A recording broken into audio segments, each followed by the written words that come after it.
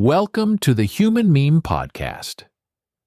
I'm AI David Bowles, and along with our Crackbot AI research team, we have investigated this topic for you today. Claiming space. Exploring the intricacies of squatters' rights in urban and digital territories. And now we stretch into the boundaries of ownership and possession. Squatters' rights. This concept challenges our conventional views on what it means to own property and how property rights are enforced in society.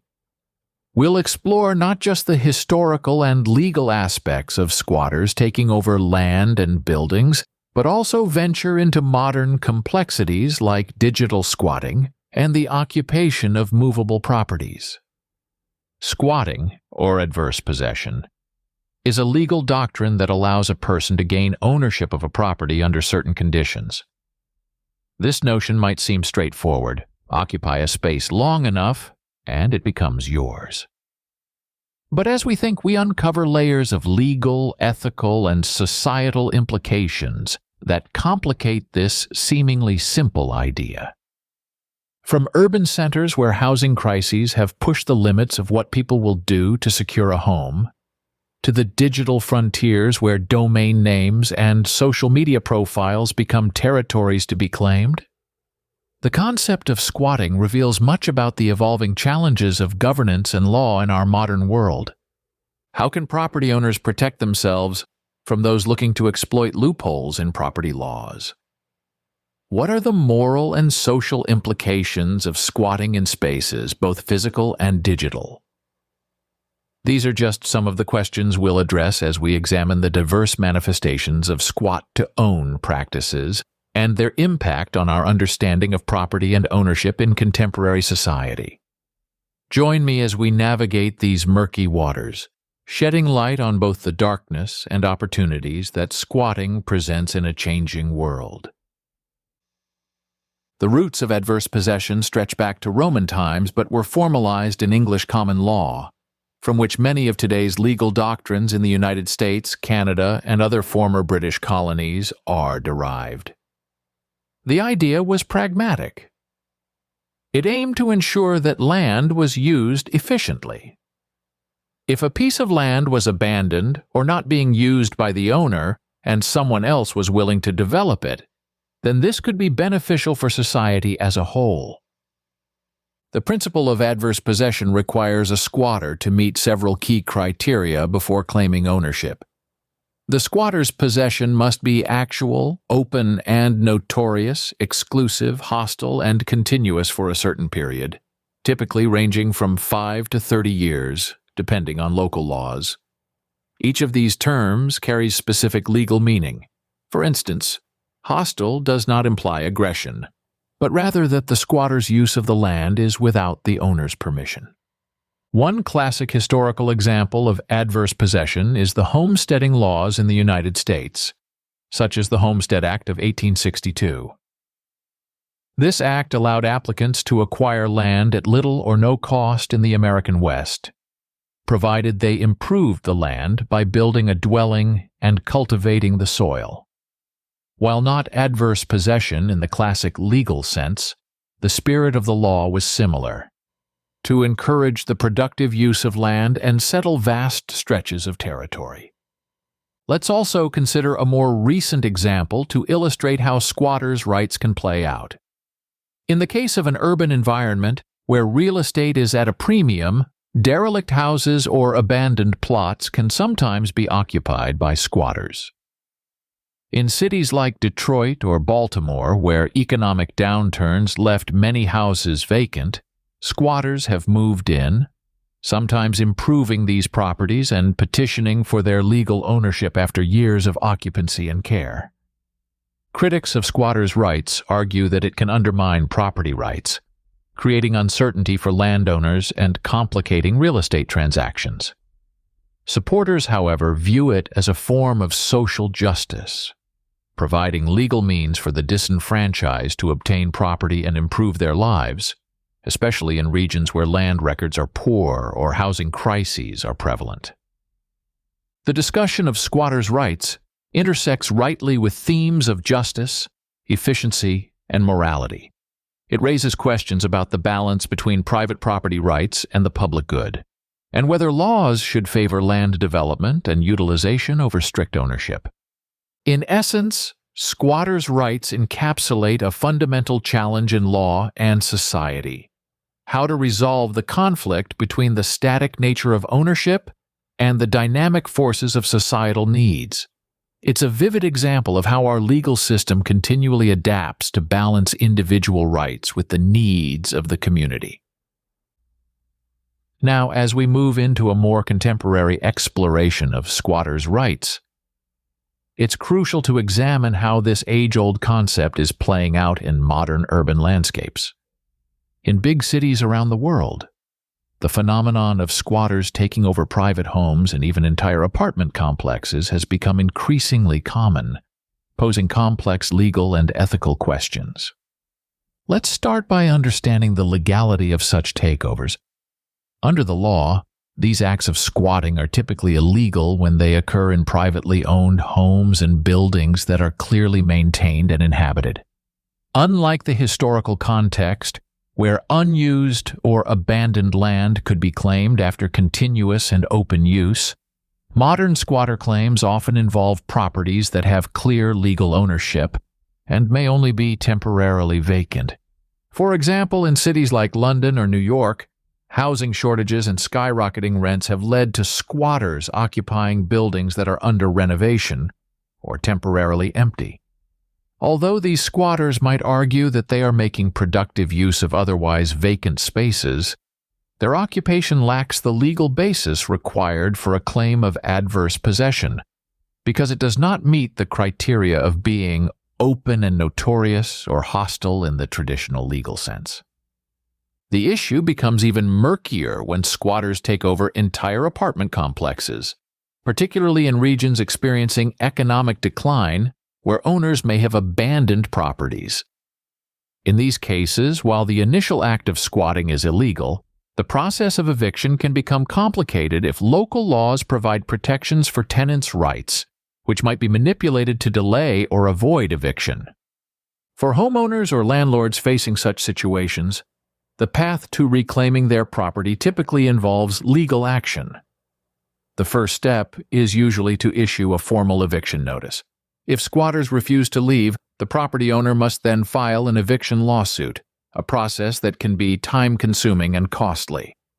During this period, the burden is often on the homeowner to prove ownership and demonstrate that the squatters do not have permission to occupy the property.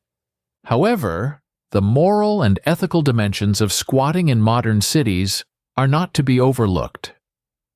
Some argue that in the face of housing crises and severe shortages of affordable homes, squatting can be seen as a form of protest against inequitable housing policies and unaffordable urban living conditions. Squatters sometimes transform neglected areas into livable spaces, raising questions about the best use of urban land and buildings. This begs the question: is it just to evict squatters who have nowhere else to go? Or should cities find more constructive solutions to the housing shortage that might include making use of empty and underutilized spaces? Here lies the crux of the modern squatters' rights debate.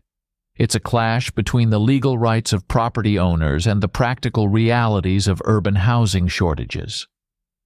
While squatters taking over homes and apartment complexes in major cities are generally acting outside the law, the response to such situations requires a delicate balance between enforcing property rights and addressing the broader social issues at play.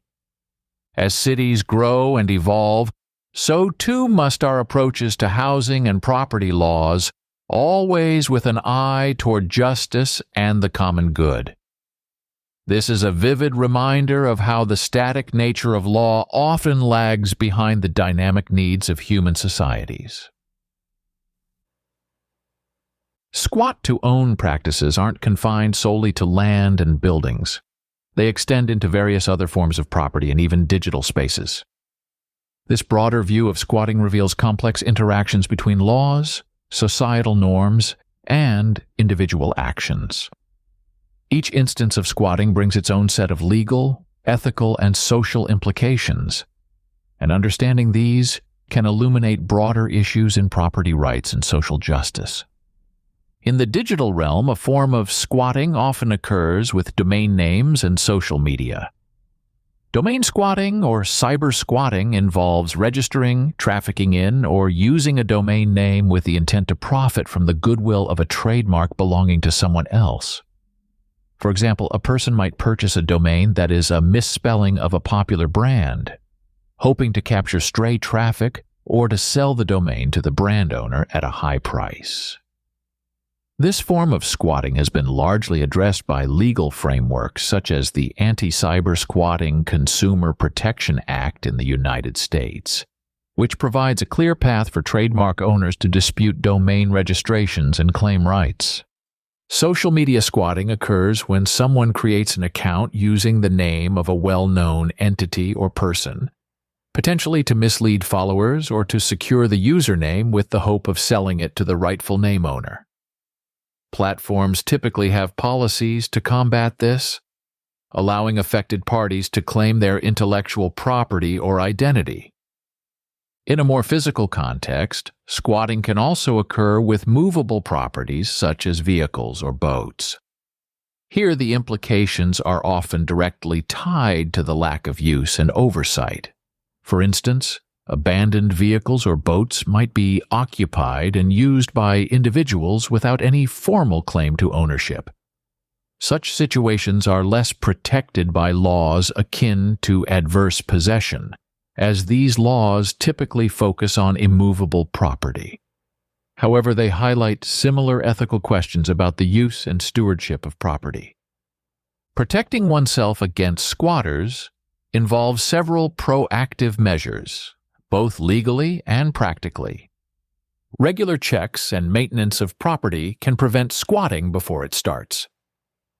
For land or buildings, this could mean regular visits, installing security systems, or hiring property management services. Ensuring all property, including digital assets, is properly documented and registered with the relevant authorities can deter squatting and provide a clear recourse if squatters attempt to take possession. Posting signs that indicate private ownership and installing physical barriers can help deter squatters from occupying land or other types of property. If squatting occurs, quick legal action is crucial. The longer squatters remain on the property, the more complicated and time-consuming the eviction process can become. Engaging with the local community can also serve as a deterrent to squatting. In many cases, squatters rely on the anonymity and neglect of a community to take over properties. Being involved and present in the community can help mitigate these risks. The implications of squatting are multifaceted.